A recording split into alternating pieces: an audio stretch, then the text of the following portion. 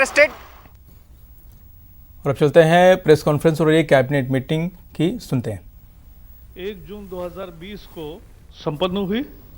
केंद्र सरकार द्वारा अपने दूसरे वर्ष के कार्यकाल में प्रवेश करने के बाद केंद्रीय मंत्रिमंडल की यह पहली बैठक थी।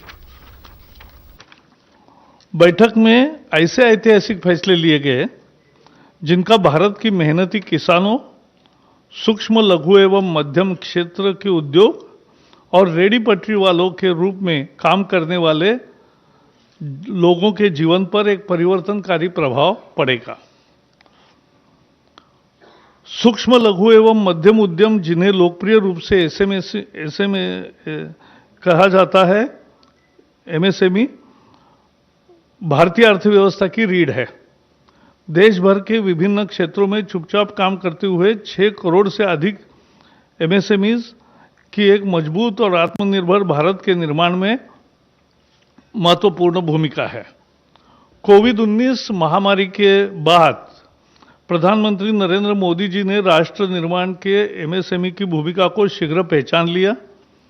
इसलिए एमएसएमई को आत्मनिर्भर भारत अभियान के तहत की गई घोषणाओं का एक बहुत महत्वपूर्ण हिस्सा बनाया गया था। इस पैकेज के तहत एमएसएमई क्षेत्र को न केवल पर्याप्त आवंटन किया गया है, बल्कि अर्थव्यवस्था को पुनर्जीवित करने के उपायों के में कार्यान्वयन को भी प्राथमिकता दी गई है।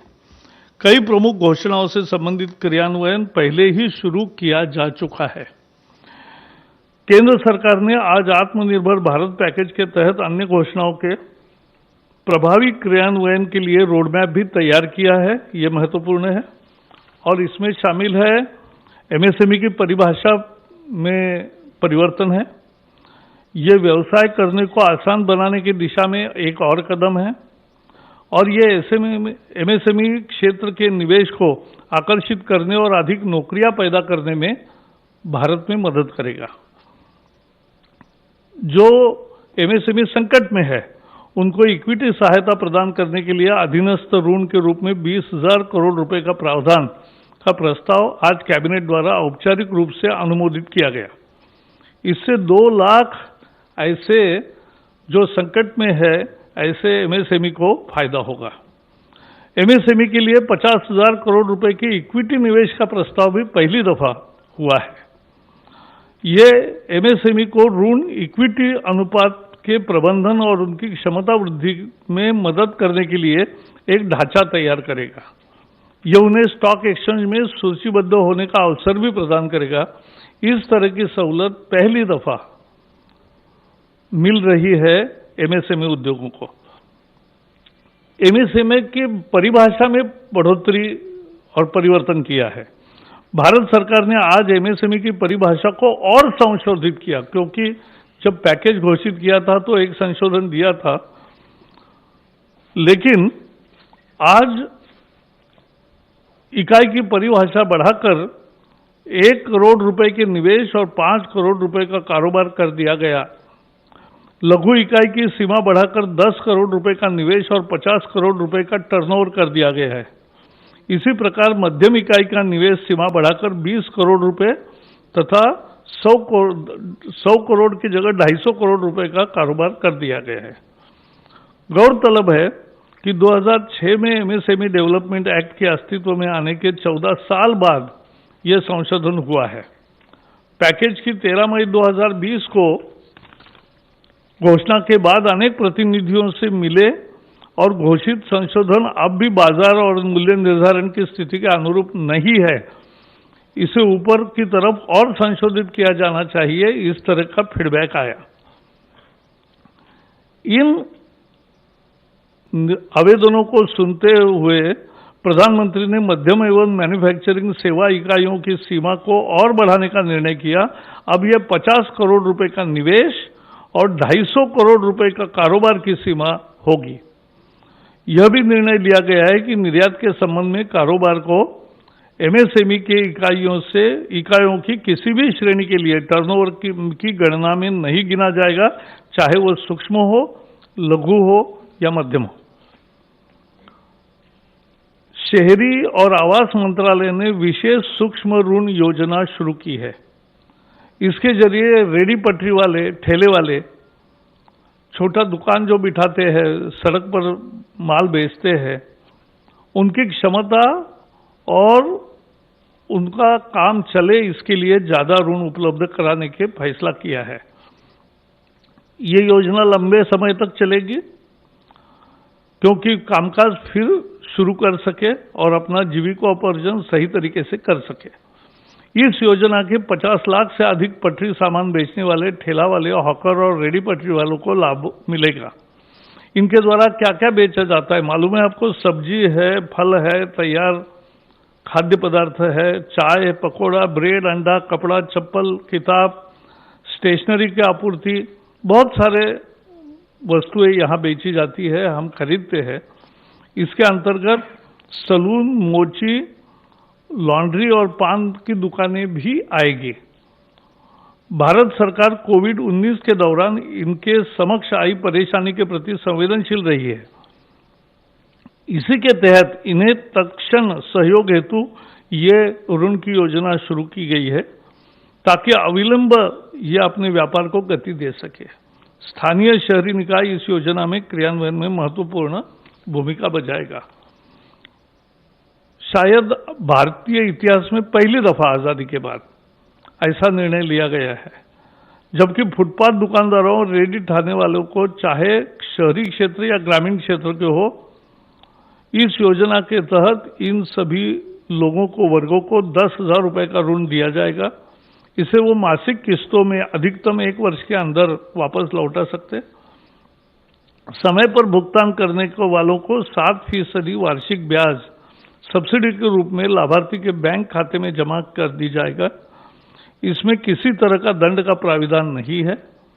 इस पहल से इन वेंडरों एवं अन्य विक्रेताओं को आर्थिक उन्नयन में मदद मिलेगी। इस योजना के क्रियान्वयन में किसी तरह की कठिनाई ना हो तथा जिन्हें इसका लाभ मिलना है उन तक यह सही ढंग से पहुंचे, इसके लिए मंत्रालय, बैंक एवं स्वयं सहायता समूह की अहम जिम्मेदारी एवं भूमिका तय की गई है।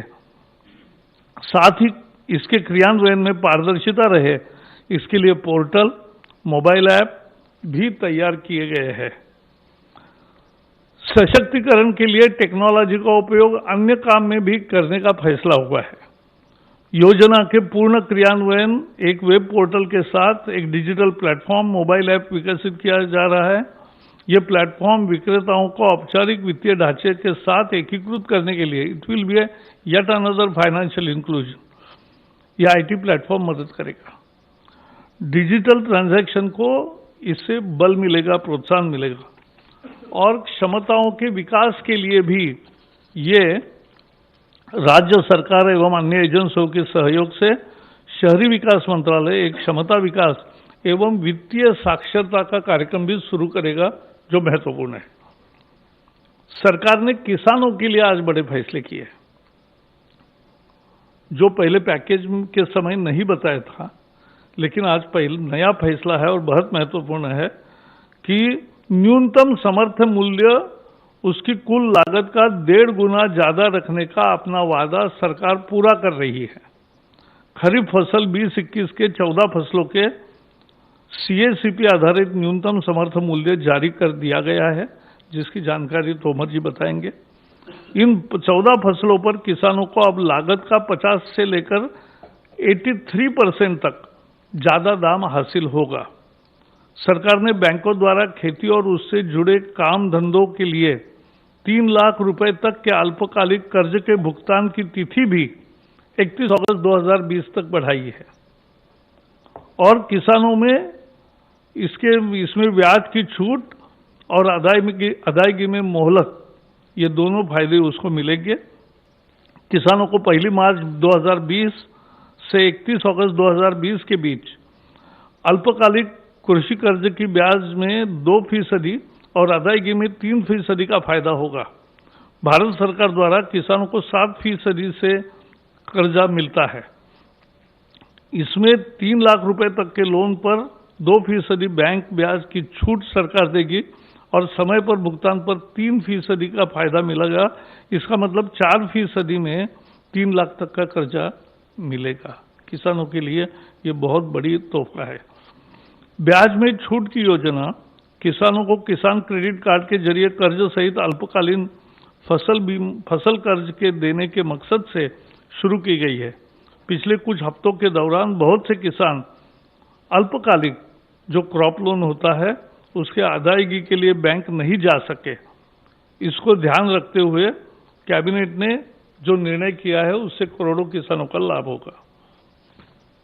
गरीब ही इस सरकार की सर्वोच्च प्राथमिकता है और इसलिए कोरोना वायरस महामारी के दौरान लॉकडाउन की शुरुआत से ही सरकार सबसे ज्यादा गरीब लोगों की जरूरतों को लेकर संवेदनशील रही है।